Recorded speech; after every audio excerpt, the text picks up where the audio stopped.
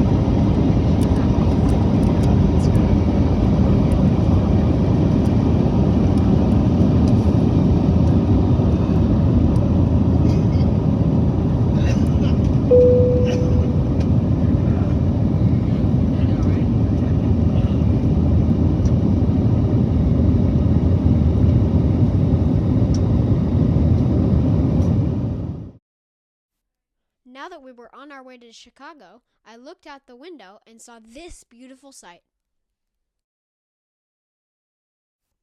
Shortly after, I took a look at the in-flight entertainment. It had plenty of options, especially for the holidays. The one that I chose was a holiday favorite, National Lampoon's Christmas Vacation. Soon the flight attendants came around with plenty of snacks and drinks to choose from. I got cranberry juice. The first thing I noticed about the crew was how kind and thoughtful they were. Now that I'm happy and watching my movie, it's fact time. The aircraft that I flew on was registered November 44522, as I said previously, and was United's 25th Airbus A321neo. It was delivered on December 6, 2024, and at the time of making this video, is 2.5 months of age. Before I knew it, we had begun our descent into Chicago O'Hare International Airport. Now, I'll let you enjoy the landing on runway 10 center at ORD. From at least how many counties of that? Oh yeah. That was I think it was the most. Yeah, so they just follow it and just get all the numbers and I would say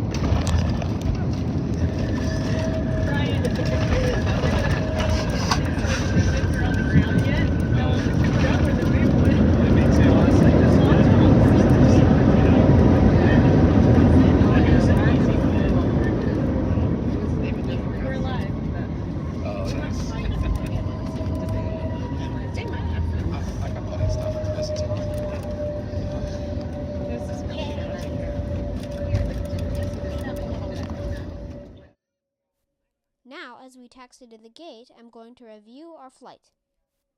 This is how it's going to work. I'm going to review it in 4 categories, and in each category, give it a score of 0 out of 5. The categories are as follows: seat, in-flight entertainment, service, and snacks/food. First off, we have the seat. I'm going to give this a 4.5 because even for economy, the legroom was good and the seats were plush and comfy. Next, in-flight entertainment. This surely has to get a 5 because they had a huge selection of TV shows and movies to watch. Next, service. I'm going to give this a 4 because the crew were very kind and thoughtful. Finally, food/snacks. This is only going to get a 3 because the selection wasn't huge and what they did have wasn't great. However, that's understandable because it was only a 4-hour flight. finally, that leaves us with a score of 16.5 out of 20. Pretty good, huh? Well, that was it. Thank you so much for watching and see you in the next one.